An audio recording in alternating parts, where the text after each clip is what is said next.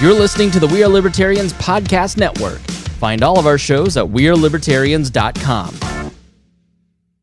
Switch to Verizon Business and get more from your internet without paying more for your internet. Get LTE Business Internet starting at $39 a month when paired with a Business Unlimited smartphone plan. That's unlimited data, and with it, unlimited possibilities. Start saving today with Verizon Business, ranked #1 in small business internet customer satisfaction by J.D. Power. Starting price for 25 megabits per second internet plan with savings, plus taxes, fees, and economic adjustment charge. Terms apply. For J.D. Power 2024 award information, visit jdpower.com/awards.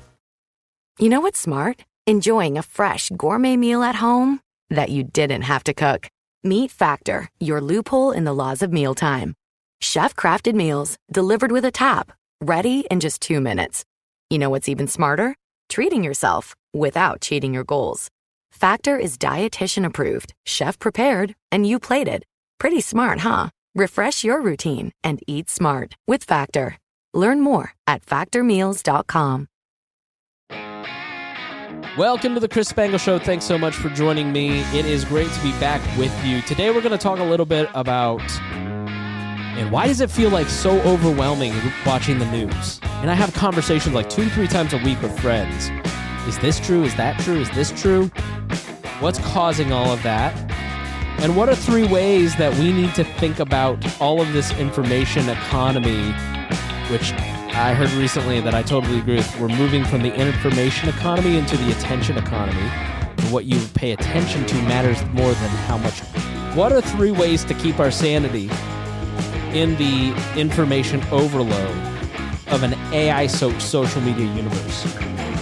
So we're going to talk a little bit about that. We're going to talk a little bit about some big ideas of how to think and what ways to think about some of these things. And we're going to do all that next here on the Chris Spangle Show.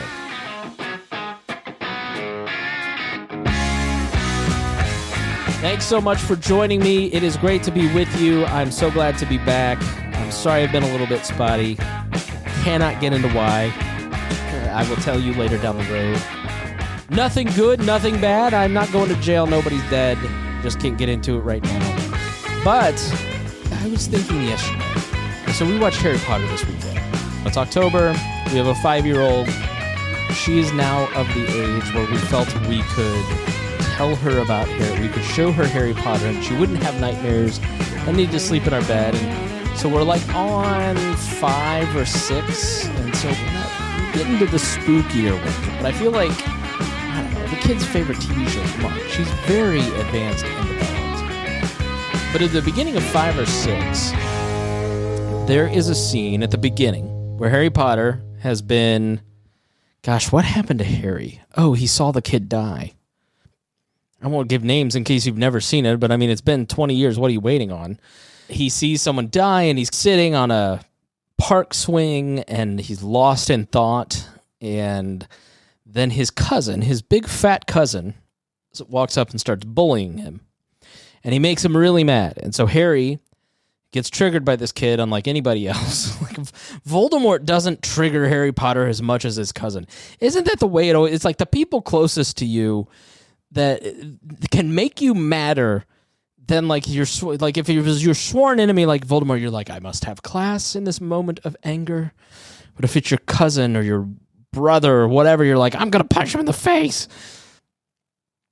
So he's on the park swing and the cousin is bullying him. And so he gets mad. Harry hops out of the swing, takes his wand, puts it up to the chin of the cousin. And he's about to do magic, which he's not supposed to do. Because if you don't know the story, he's a student, and you're not allowed to do magic as a student.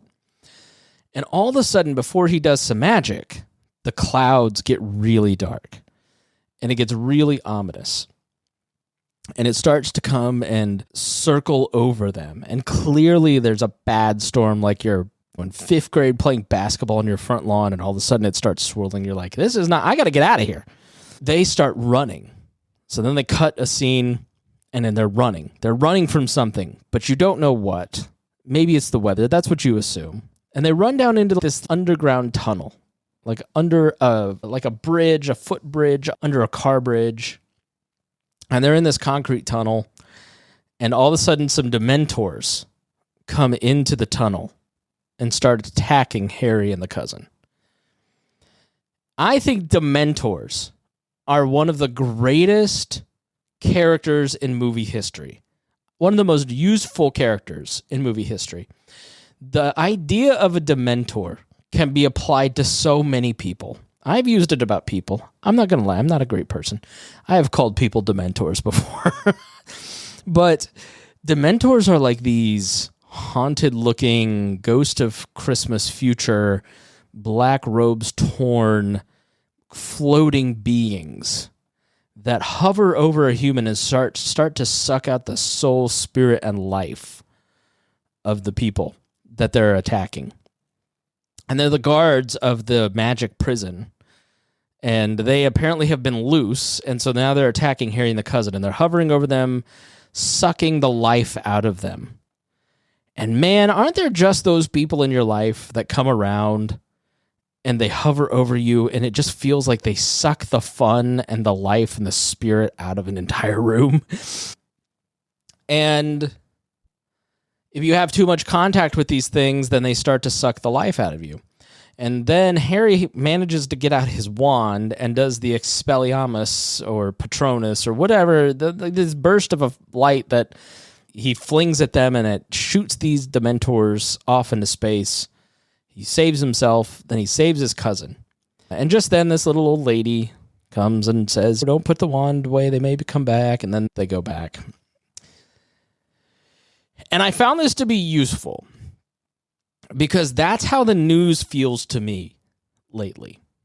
If you're watching the Helene coverage on media, mainstream media, and on social media especially, I don't know what's going on. But I can tell you it feels like news and social media is like this other world, right? Like it's an alternate universe that exists on the outside of my real life. And then I plug into it, and it's this gloomy, dark cloud of unhappiness. And if I spend too long in it, it sucks the very life out of me. Like, I just think of social media and the news and current events now as this unhappy world to plug into.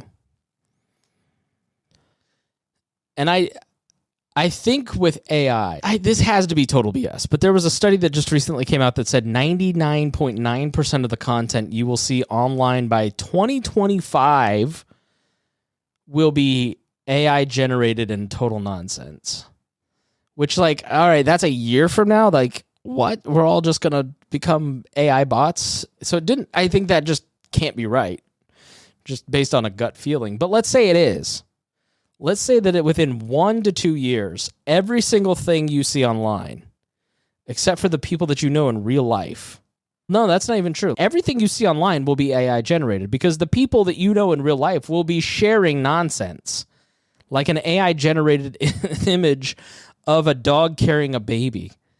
And that boomer will be going, I can't believe Kamalianist is not helping these people. It's so good that dogs are helping these babies. Let's say everything you see online is fake. That's frightening, right? You're not going to be able to trust anything. And it really feels like at this point, something has changed in this election cycle. Congressman Mark Kelly was on one of the Sunday shows this week, I think Face the Nation on CBS, and said that 20 to 30% of what you see online now is AI pushed by foreign nations, China, Russia, North Korea, and Iran. That really feels right. I have no way to fact check him. I don't know. Like, I'm just a guy in a podcast studio in Indianapolis, right? But doesn't it feel like something has snapped in the American psyche? Doesn't it feel like the pace of bullcrap has greatly increased in the last few weeks? This particular presidential cycle feels more chaotic and weirder, and people believing more nonsense than anyone I can remember, including 2020 when we had COVID going on and everybody was just sitting on their computers. Yeah, people, maybe I believe this quote-unquote conspiracy theory, but I'm not going to put that online. Now everybody's just putting it all out there. what happens when we cannot trust the internet. Because we have really for 25, 30 years gone all in on using the internet as our main way to organize people, our main way to learn things, our main way to get news. And we have let atrophy local news outlets, for instance. So we have no idea what's going on in North Carolina. Like, how can we expect to know what's actually happening in Israel and Jordan and Ukraine? We can't find out what's going on in Asheville. Like, we're sitting here as a nation looking, going, are those Springfield people actually eating the dogs or not? Because you've got all these influencers flying into Ohio, interviewing like a dude with a Trump hat going, yeah, I seen him. There are 35 cats in that van, and they was all being eaten. I saw it. And then everybody's sharing this like there's a place for first-person accounts. But you expect me to believe that this dude just saw 35 cats in a van going off to a Haitian restaurant? I don't buy that, right?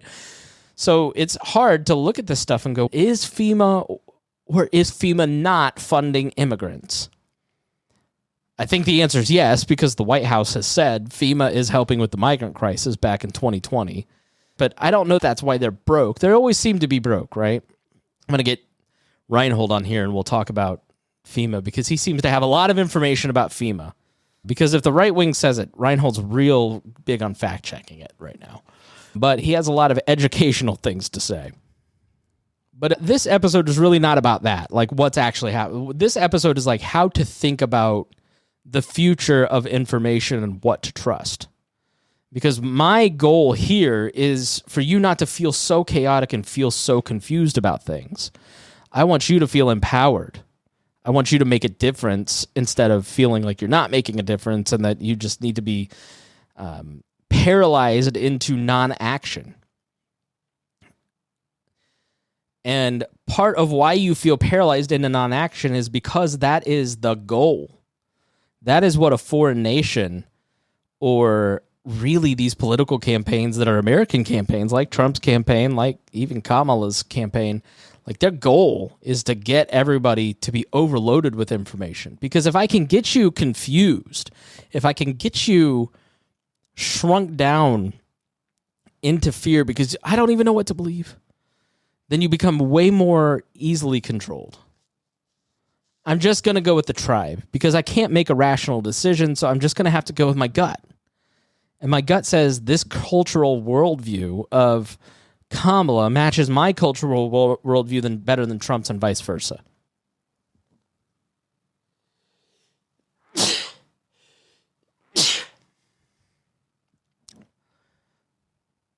So really the goal of social media now is for everybody to pump so much crap into your head that they can easily manipulate and control you.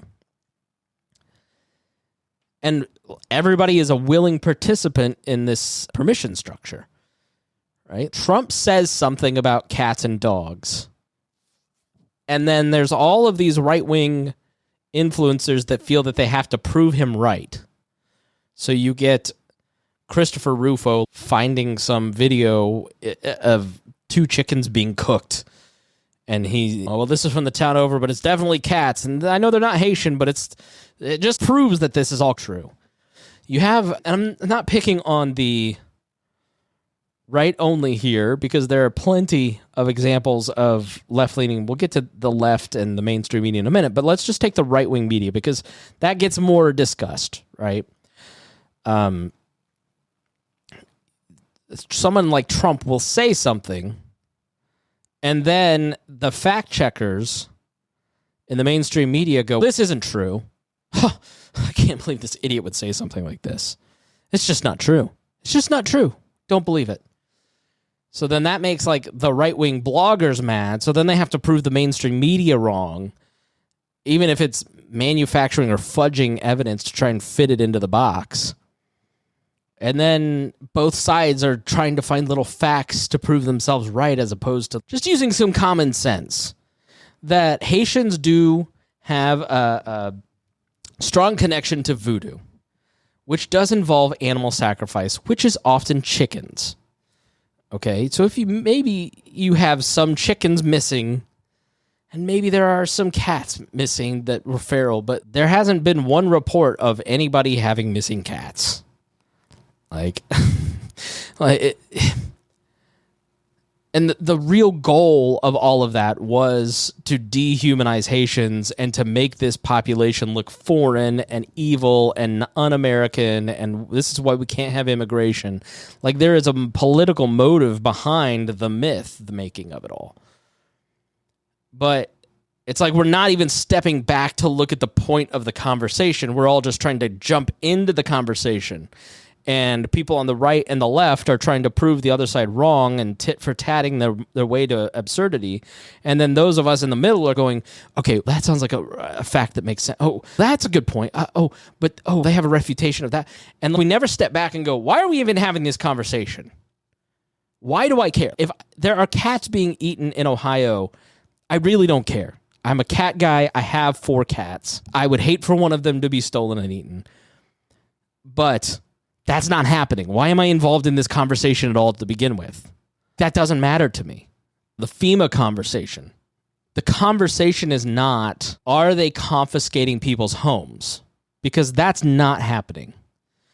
The conversation should be, why is FEMA getting there, setting up the trailers today when people are at day 10 getting their power back? Libertarian guy named Jason Lyons, I think he hosts Muddy Water Medias, maybe? I'm sorry if I'm getting that wrong. Just got his power back today. It's day 10. Another friend on Facebook said, yeah, I just drove through North Carolina, and here's the FEMA trailers. I was on the ground, and they just got the FEMA trailers working today. So we're like day 10 into this. We needed the trailers day 2. All right, I'll give you a day, maybe 2. You can't get the trailers there to set them up, but day 10, that's when you're getting the trailers there? It took Joe Biden 7 days to get 500 National Guardsmen there. What was going on in the government response? And this is always the government response. Catastrophe happens. The Cajun Navy, the churches, the various rednecks in the area are all in their boats with their chainsaws. Companies, private companies are moving in their electrical trucks. You saw the convoys of ambulances. Local municipalities around the country go, we've got an extra fire engine and an ambulance to spare. Send them on down there. These people are on the ground within 24 hours. And then 5 days after that, after most of the hard work has been done in terms of clearing roads, getting people some basic necessities, Starlink with Elon Musk was up and running, there's some stability. Obviously, there's no restoration at 10 days later after a catastrophe like this. But there is some stability in terms of, okay, my world is, I have a bottle of water, right? I don't know how to explain stability. I've never been through something like this, but it seems to me like by day 10, everybody has a feeling of, okay, here's where I can get some meals. Here's how we're going to clean up our town. Here's who's been lost. Here's what's been destroyed. You're not in that chaotic first few moments when you really need coordination. But the federal government cannot do that because a bureaucracy cannot do that. And so FEMA gets there in all of these disasters day 5 to 10 and then says, actually, everything needs to coordinate through us. And you have to obey us because we're FEMA, we're the federal government. And then they step on toes. You've had all this camaraderie built between all the people on the ground actually doing the work. And then FEMA comes in and steps on toes. And then you get these stories of, yeah, they confiscated our stuff or told us that we couldn't come in the area to help clear things out. Because if FEMA has moved into the area and said, we're responsible for, let's say, this square mile, they don't want just some random with a chainsaw coming in because now the federal government is liable if you get hurt. And they don't want to get sued, so they can't let you in.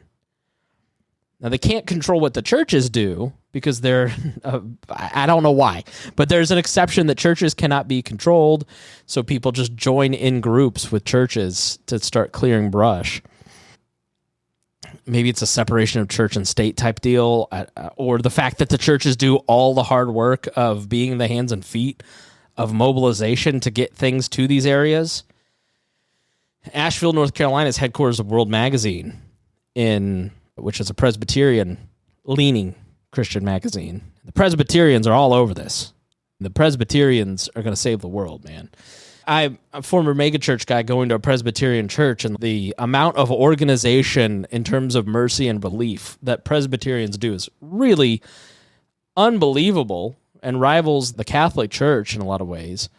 And then on top of that, man, the Presbyterians are involved in all kinds of local charities, and they're involved in all kinds of different organizations in the city. It's really awesome to see. But you get this all the time where FEMA comes in, throws its weight around, ticks off the locals, bungles the operation. They're too late, too cocky. There's always these problems. And then they're always out of money. FEMA never has any money. This goes back to Katrina. Right? They're too late and too out of money. And so there's always a huge problem with... There's somebody taking pictures out the window right now. I work in a co-working space. That's where my studio is. And she's giving a tour, and so the guy was taking video of the podcast studio, which if you want to rent the podcast studio, you can, leadersandlegends.net. Come rent out my podcast studio. What was I saying? Sorry. Just taking video of me. Got me off track here. So yeah, FEMA is just not a good organization in terms of immediate response. They just don't have that capability. It's better done through private means. Right, and it makes sense that if the federal government's going to move in National Guard and all these different federal agencies, then maybe there'd be an agency that coordinates the federal agencies, but the federal agency should not be coordinating the private industries. Like, you don't get jurisdiction over a disaster area. That, to me, seems crazy and counterproductive. You should have coordination and cooperation. But the FEMA system seems to be broken and doesn't seem to make a lot of sense to me. But what they're not doing is taking over homes. Seeing people say that this whole storm was completely made up. Like, they have weather control technology now. We don't, Marjorie Taylor Greene tweeted this out. We don't get a definition of who they are, but they are very powerful. The Jews. They are very powerful. They can create entire Category 5 hurricanes and then aim that hurricane directly at the quartz mines that control all of the AI technology, right? Now, this quartz is used in AI technology. It is not the quartz that is used for all of AI, right? It's an important mineral in terms of building processing for AI. And apparently, there's 2 mines in North Carolina, I believe it's North Carolina, that's shut down right now because obviously the road that connects these 2 mines and then the road that connects that road to the interstates is closed. It just doesn't exist anymore. So they, in order to control AI, because these AI companies are not obeying the big companies, created a whole hurricane and then managed to control that hurricane and get it to hit these mines. That doesn't make any freaking sense. The laws of nature, if you think this, then you believe that government or whatever shadow government exists in the world has now been given the power to create like God, which means that you have made your God. You are participating in a form of idolatry. And I see this so often in a lot of right-wing politics. I'm only saying right-wing because I watch right-wing politics more than I watch left-wing. I don't have left-leaning friends, really. But there's a form of Gnosticism that is developing. Like, some of these people who believe the weather technology stuff are moving out of politics and into religion. So it's very in vogue, like the rise of the New Puritans and John McWhorter's book about the woke church, and it's very popular over the last 5 to 7 years to say that there is a secular church being built around identity or around sexuality that people are finding meaning and redemption in, and the way that they behave mimics the Puritans and a church. And I agree with all of that. The right is now developing its own Gnostic religion that is stemming out of politics but becoming something bigger. If you are in this vein of conspiracy thinking, you're starting to buy into a religion and becoming catechized with every major event by a new theory. Every single week, there is a new theory. We've all got these Facebook friends. I've probably got more than most just because of this podcast, but where every single event is a CIA plant, or a BlackRock is involved, or this or that. There are times, I think, in the beginning of that stuff where you could go, yeah, BlackRock, all right, that's a weird connection. But then BlackRock is involved in every major tragedy for the last 5 years, so they're up to something every week, sometimes 3 times a week. This BlackRock has really got a lot of people on the payroll just dedicated to mayhem. Like, it starts to strain credulity. It starts to outstretch the bounds of reality and rational thinking. So, like, just the sheer amount of bull crap that you start to see from some of your Facebook friends who just seem to fall for everything. You go, do you not understand, like, the basic limits? Like, 9/11, okay? How many people do you have to reasonably keep quiet for the last 23, 24 years for 9/11? Okay, you've got to keep quiet the dozens of security guards that worked in the building. You've got to keep these agents who planted the thermite in the building. You've got to keep quiet anybody that might have been in the building the week before when all of this was being planted. You've got to keep quiet, like, the dumpster, like the guy emptying the dumpster, right? So, like, you eventually get up to 1,000 people that the government has to keep quiet. And none of those people are coming forward in 23 years. Do you know how hard it is to get people to shut their mouth about things? Especially in this day and age where everybody wants to be on Instagram preening about what they've done. Watch Miss Pat Settles It on BET on Wednesday nights at 10 p.m. But yeah, how many people in this country are involved in shenanigans that have to be kept quiet now? We're talking about a significant amount of hush money and murders. It ultimately comes down to, if you possess this secret knowledge about the universe, about the way that humans interact, where there is this secret group of people subjecting the world to their desires to build a neo-feudal state. If you understand this secret knowledge and how they operate and can see the signs, then you are part of the elect. And if we can convert enough people into our way of thinking and wake them up and get them to see the truth, then all of a sudden we can save the world from these demons. You see how that's very religious in its overtones? It's salvific. It's evangelical.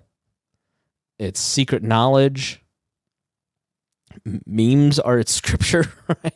Like there's this formation that is happening in internet culture that is getting people to join this new right-wing Gnostic religion.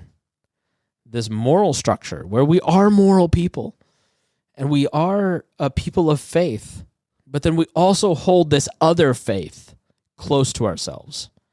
That ultimately is idolatry, because what it says is that you are so significant that you can save the world by believing and understanding these secret truths. It's really something. It's, from a Christian perspective, it is idolatry.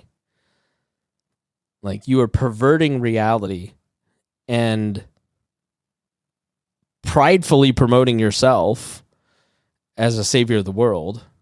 You are being discordant and spreading things that aren't true, even if you're a bit naive. Because of this, the mainstream media just has this odious reaction to all of it. They can't control thought anymore. And so when they see a thought that they no longer like, there's an immediate judgment being cast. And anything said by some of these figures, so let's say these are the new priests of this new kind of religion, like Russell Brand. And I'm not saying these guys are all in on the conspiracy theories, right? I don't think, the Rally the Republic people who spoke, Jimmy Dore, Russell Brand, Jordan Peterson. I don't think they're all in on the weather technology is destroying these mines, right? They're not like Alex Jones thinking it's lizard people, but they're more than willing to kind of court some of this for their own purposes and believe some of it, right? Tucker Carlson, I would put in there. They're more driven, I think, by the reaction of the mainstream media towards the totally insane people, right? Like, they look at it and go, like, why are you just dismissing this person? Well, I don't know. Like, Marjorie Taylor Greene thinks there's weather technology that can destroy mines. Like, we have the ability to control the weather. I'm not going to dismiss that some cloud seeding doesn't exist. Of course it does. But you're going to just use cloud seeding to create a Cat 5 hurricane and aim it at the right spot? Like, come on. Right? So the mainstream media will just take this stuff and scoff. And then that makes, like, the traditional right-wing media go, well, how dare you put these people down? And so then we just get into this whole tit for tat. And there is, like, just this arrogance that just drives me crazy. And I guess I am in this camp. Like, I see the way that people talk about people on the right, and it really is totally dehumanized. And I see more dehumanization speech leveled at right-wing people than I do at right-wing people talking about left-wing people. The right-wing people definitely have their own feelings of superiority and dismissal towards people on the left. And there is definitely a very racist group of right-wing people who are very... But I think in general, when I talk to right-wing people, like, they're just like, yeah, I'm voting for him because I'm tired of being picked on. But I don't know. I'm rambling at this point. So what do we do? All right, let's bring it home, because it's just watching these conversations that go on, because I'm very blessed to have, like, people on the left and on the right, and, like, everybody sneering at each other. And what do we do? First, we have heard for years about the crisis of democracy that will happen when local media outlets go out of business and disappear. And I think we are seeing the fruits of that crisis of democracy. I am not anti-journalist. I'm very pro-journalist, because I think journalists play a very important role in our society. And while I understand media bias, have been a victim of media bias in my career, and understand the groupthink of journalists, they still perform a very important function. As I said in a recent show, watch any talk radio show. They're just using mainstream news outlets. They're using reporting from other people and talking about their opinion about this article. Maybe they're saying nuh-uh, but maybe they're finding patterns, but they're using mainstream outlets, right? Because you need someone to dedicate their time to go out into Asheville, talk to FEMA, talk to citizens, talk to people who are anti-FEMA, right? Find the story, find the balance of what's actually happening. Maybe not come to a consensus. This is where so many mainstream journalists fall flat, is that they go into a story with their consensus already decided. And they're bias hunting, looking for facts that validate what FEMA says is the truth, right? This is the great tragedy of modern journalism, is that it's not Woodward and Bernstein anymore, where they don't trust the government because the government is inherently the problem. It's the right-wingers that are the problem now, right? If the government is saying, no, that's not true, and it disproves what a right-winger is saying, then the government is now the arbiter of truth. That is inherently a problem. If FEMA says, no, we're not doing this, a journalist shouldn't just write that as if that is the truth and this is the fact.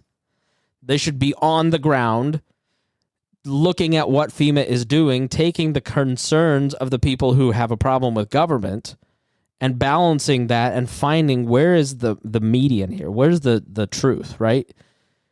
Like, it's easy just to prove if all the money has been spent on migrants, right? Did the White House authorize and demand that FEMA respond to the migrant crisis and spend a lot of money, and then Republicans didn't reappropriate FEMA because of that? Okay, that's the story, right? And you could say, look, FEMA shouldn't be used for non-American citizens. All right, we can have that argument. And we can have the argument of whether or not Republicans should or should not fund FEMA. Like, those are very provable things because there's a paper trail of money. But I can't really go and say there's not two sides. Like FEMA, let's say FEMA is not stealing people's houses. There's no two sides to that. There's no two sides to the Holocaust. There's the correct side and there's the not correct side, right? So I don't think that you have to balance everybody's views and take I think you do have to listen to everybody. You don't have to take everybody seriously because you have to understand the story. But the problem is none of that is possible now because journalists don't have the resources to do any of that, especially at the local level. Like a journalist who lives in Asheville, their house is destroyed like everybody else. They're trying to survive. But there's not a lot of journalists in nearby towns that can get to Asheville to find out what's going on, which then gets put into local outlets. Because how many times do you read an article or listen to a newscast and they're relying on the local news to tell the story? CBS is porting into KTLA when the OJ chase is happening because KTLA has a helicopter on the ground following the white Bronco, but CBS News can't, in a matter of minutes, scramble a helicopter. They have the same problem that FEMA has, right? Like they're an overarching national organization that can't be everywhere at once. That's unrealistic. So you have to build a network of partners, of trusted news partners, that when things happen in a region or a locality, you have people that you can contact and start to say, okay, what's happening? What's happening? But if local newspapers don't exist and local radio news no longer exists and local television has 4 people working in it and they all use their iPhones and they're off for the weekend because they can't make somebody work 80 hours a week, then we don't know what's going on in Asheville, do we? So the erosion of local news is contributing to this problem. And so what happens is these major news outlets just start to default to government officials on the ground. Which, like, I'm not the type to say, like, all government employees are liars. I'm not that guy. But government always has its side of the story and doesn't ever think it does anything wrong. Like, I'm an old school journalism guy. Like, government needs to be checked because they have the ultimate power of the monopoly of violence. So therefore, we can't just take their word for it. We have to check them because we live in a democratic republic. Part of why things feel so out of control and we can't figure out what's happening in a Springfield or an Asheville is because we don't have traditional journalistic outlets in these areas. We have influencers with a YouTube channel and a bias and a structure of incentive to tell their version of the truth so they can get more eyeballs. That's different than an editorial. Like this podcast is different than a journalistic enterprise where it is me talking into a microphone. I've probably gotten 7 things wrong, and there's not going to be a layer between me and your ears. I'm going to publish this without anybody else listening to it editorially to say, hey, did you think about maybe X? Or did you think about Y? Or you just got this totally wrong in this part. Which is why you need to listen to me very carefully, and you need to Google everything I say, right? Because I'm one guy who understands news literacy, who pays attention to these things, but I am a fallible human being who can make mistakes. And even if I had 2 editors listening to this telling me what's right and wrong, they'll get things wrong. The New York Times gets things wrong because it is human beings who are operating the New York Times. We're fallible fallen creatures. But the likelihood of the New York Times getting something wrong versus me getting something wrong, I think they win, right? Because they have a process. Their whole day is dedicated to finding a story and then having somebody else verify that story that is outside the reporter's frame of reference. Whereas I have 2 full-time jobs and 3 podcasts and a family.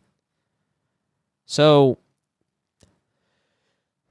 look, you just have to be careful. And so I think, number 1, we have to start thinking about local journalism Indianapolis has had several local journalist outlets come in. That's been very helpful. I think you can be part of the solution. Like Boss Hog of Liberty, look at what they have done in Newcastle for the last 5 to 7 years or whatever it's been. Maybe it's been 8 at this point. Week in, week out, Jeremiah, Dakota, and the rest of the guys out in Newcastle get together in their headquarters at 7 p.m. on Thursday and talk about the news of the day in the town with newsmakers. They are the debate forum for local news outlets. They have the candidate series. Maybe the newspaper will try, but really it's like the Boss Hog on their Facebook live stream is the media outlet. It isn't hard to start it. It just takes consistency and inviting people to come on your show. Like, maybe they aren't a pure journalistic outlet like the newspaper, but they get a lot right, and you're better informed about what's happening in Newcastle thanks to them. They do an important service for that town. They present the news of Henry County and East Central Indiana in a digestible format that people enjoy because they're relatable people. And they're not trying to screw anybody, and they're not trying to get you to vote for anybody or buy anything. Like, they love their town, and they want to talk about what's going on. You can do that. The second is recognize that everything you see online from here, this is the best it is ever going to be in terms of fake news on the internet. It is only going to get worse. And the whole purpose of it is American actors wanting to get you confused so you trust their version of events so you will vote for them and give them power and money. Or it is foreign actors who want to completely destroy this country. And the only people that you should trust are the people that you know. And if they're posting third-party content, you shouldn't trust them either. I see this all the time. I saw a Twitter thread today from a guy who is rescuing people in North Carolina. He is clearly a regular guy doing good work, and he was critical of FEMA in very specific ways. That's a credible guy who has shown, A, he's a real person, B, he's on the ground doing the work through photos, videos, and text, and then C, the ground having conversations and giving credible information about FEMA. Not credible information is like a Facebook group post that I saw today of a woman saying, I've heard in Asheville that FEMA is blah, blah, blah. You're not in FEMA. You don't know. If it's coming from your friend of a friend, I don't believe you anymore. I'm just not going to buy it, okay? I want to hear from the first guy. I don't want to hear from the second lady. I'm just guilty of this. I just click share all the time. I do it too. I see it, I click share. I just have to extricate myself from the environment. I have to, why do I want to hang out in the environment that has the Dementors when I could live in the light, which is in real life with human beings that I love and can touch with their permission? So recognize that this is the best it's ever going to be for information on the internet. You're going to have to make some choices about how much social media time you actually want to be involved in it, because when you were on social media, you were being formed. There's the Christian idea of formation. You are being formed by the content that you see. It is not a question of if, it is a question of what. So as Christians, we talk a lot about spending time reading the Bible and praying because we want you to be formed by the Word. We want you to be formed by the Word of God and the Spirit of God through shaping us through the Word and prayer and worship so we can grow closer to Christ and our Christian identity. Right? Or are you being formed by TikTok and Instagram and algorithms from people who want to sell you things? Or are you being formed by Fox News or CNN, right? Where are you spending the majority of your diet? Because where you're spending the majority of your time receiving information and entertainment, that's what's forming you. So you better think carefully about what you're taking in and how it's forming you, because that's what you will transform into. I just think if you are a longtime listener to this show, there's a change in me. I don't curse nearly as much. I try to be more... I will be honest with you, listener. I am a little bit behind on posting on the show because I am completely paralyzed by this show. Because I used to just get on here and go with it, right? And now I want to be accurate.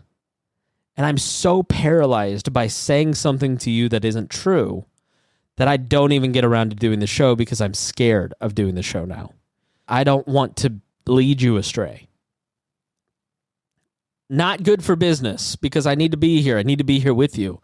But I have a tremendous... It's just a night and day thing for me over the last 13 years.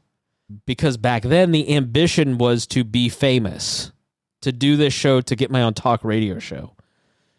Now, the goal is to spend time with friends, me talking to you, me talking with my friends, and trying to understand, as opposed, I used to want to get you to vote for the Libertarian Party and convince you to be a part of a political movement.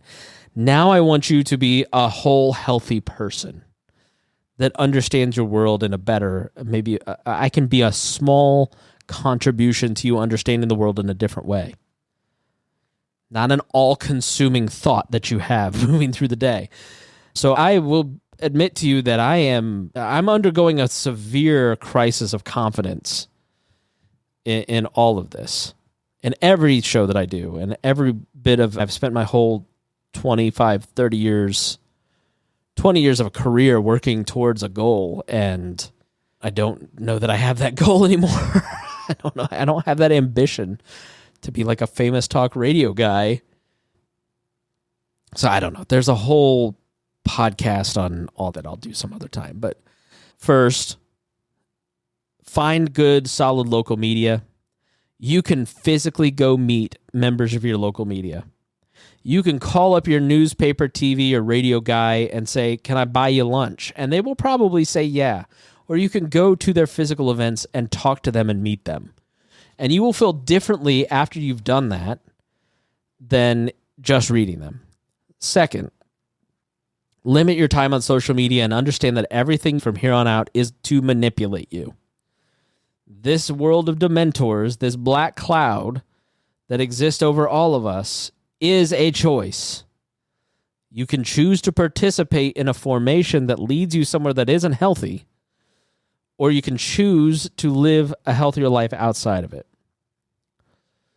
Third, local networks are going to be at a premium because when nobody trusts anything, people that they can meet in person will be everything. So if you are looking to the future, you need to build local networks, local organizations.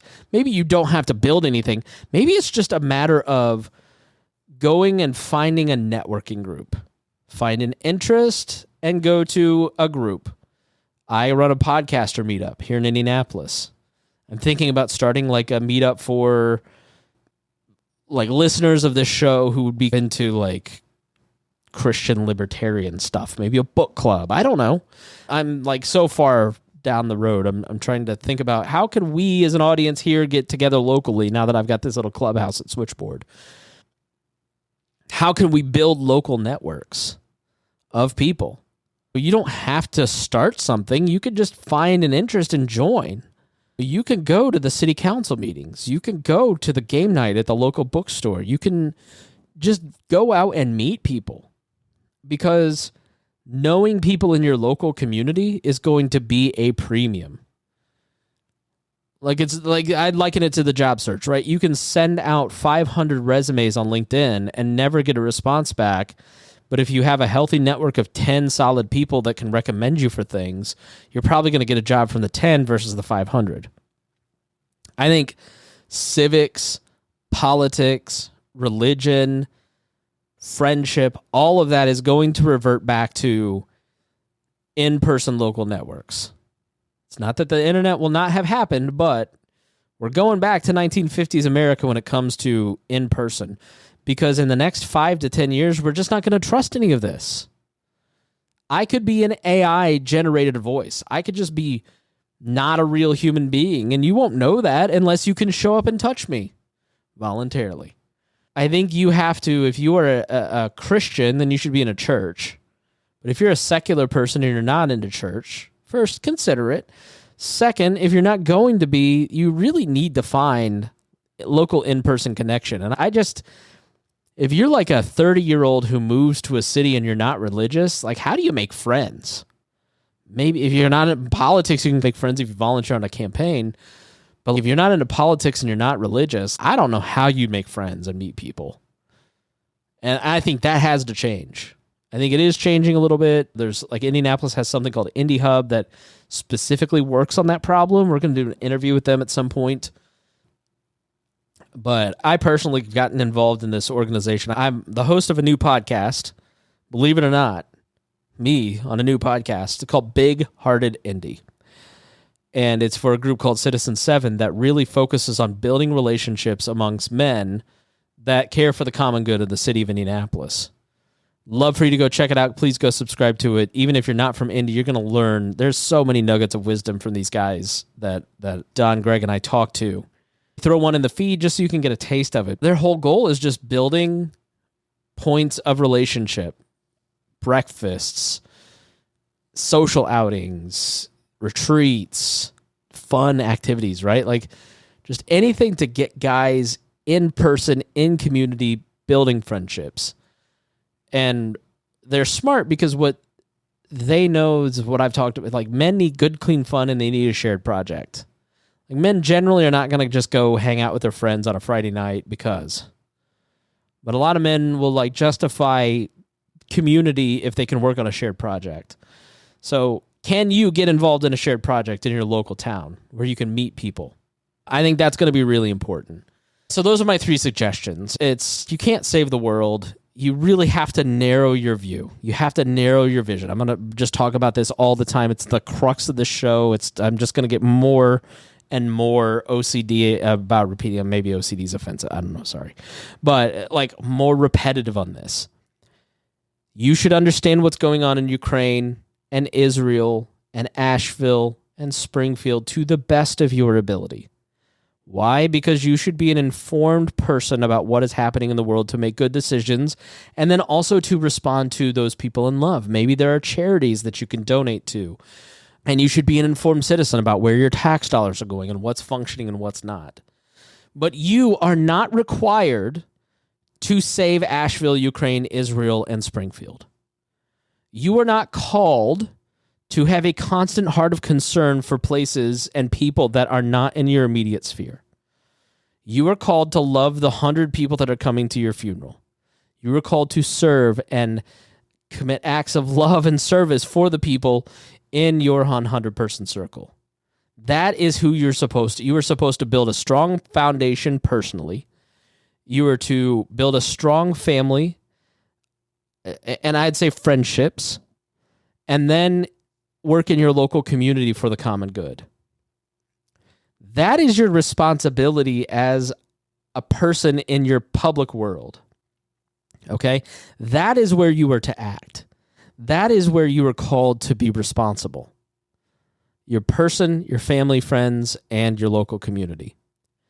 But this idea that you are to carry the weight of saving every town and city in this country or world is impossible, and it should not be put upon you, and it is not your burden to carry. Know what's going on, but don't bear the responsibility. And second, please do not think that your vote in November is going to save the world. Again, that's idolatry.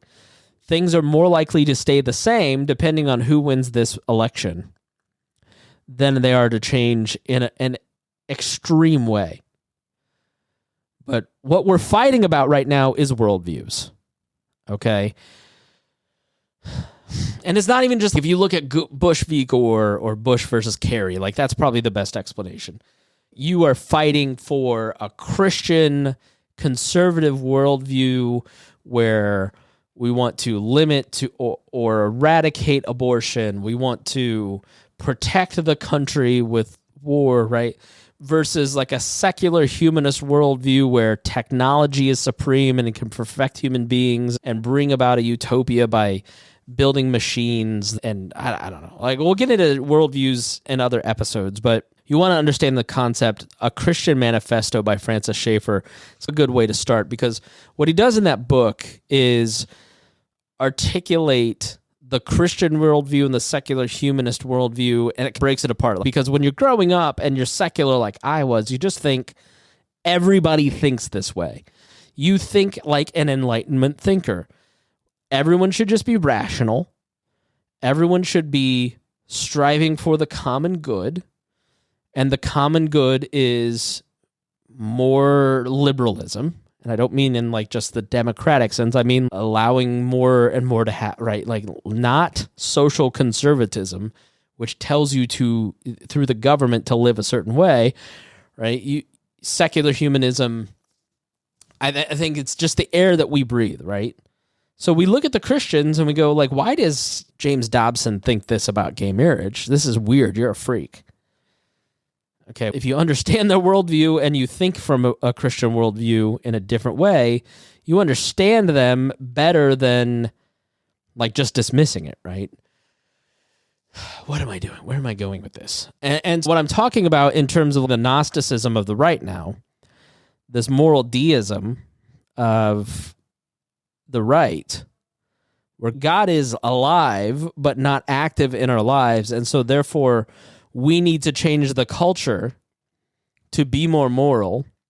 And God doesn't speak on what morality is. We as a group are deciding what morality is. That's really what's happening in one wing of the Republican Party, of the right. And then you have the QAnon people who are like the right-wing Gnostics, right? And then on the left, you have the identity people. And then the vast majority of the country, their religion is their career. Like, they're not even thinking about politics, right? They're thinking about, how can I make more money? How can I be more materialistic? But then everybody lumps themselves into two camps of, I'm more in the secular humanist worldview, so I'm voting for Kamala, or I'm more of the Christian worldview, so I'm voting for Trump. And if my worldview doesn't win, then my worldview is going to lose in this catastrophic religious fight. None of this is the beauty of pluralism. Pluralism allows us to all collaborate and cooperate and learn to work together in more of a harmonious cooperation. So we're going to talk about pluralism and liberalism and worldviews and a lot of this stuff that I'm not totally prepared to talk about, but I've been thinking a lot about, because I think when you start to really think about worldviews and values and formation and where people are coming at from things ideologically, from their own inner impulses, things start to make sense a little bit more, and you start to feel a little less panicked. And it's always been this way, and it's never going to change. Like, maybe there's some danger from AI taking us all over. I'm sure that is totally possible. Climate change, I'm a little bit more on board with that now that there is hurricanes causing destruction across the entire East Coast. But we're going to just continue to explore this stuff here on the Chris Spangle Show and some of these things. But I think thinking about thinking is really important. Let's just start to step back and give yourself some space and break your routines and examine the 50,000 foot view of all this, as opposed to just, I got to be in the fight. You don't have to be in the fight. You don't have to vote. If you don't vote, the world's not going to, it doesn't matter. It does not matter. So I'm not voting for anybody for president. I think I told you that last time. And you know what? Doesn't matter. My vote's not going to change a thing. What matters is I'm a dad and a husband. Like, I have officially, the second I became a dad and a husband, my funeral became about that. That's what my funeral's about. It is not about this. It is not about BET. It is not about Bob and Tom. It is not about any of that. It is about the soccer games that I go to. It is about the hugs that I give. It is about being a son to my mom and my dad. That's what it's about. So if you're ruining those things over politics, then you are in grievous error and you have to step back from it. So focus on what matters. All right, everybody. Thanks so much for joining me. I truly appreciate it. You all are the best. Thank you especially to our patrons for keeping all of this going. Quite frankly, without the patrons, I just couldn't do this, couldn't afford to do it, couldn't afford to keep it going. And they are the ones that keep us flowing. So thanks so much, and we'll talk to you soon.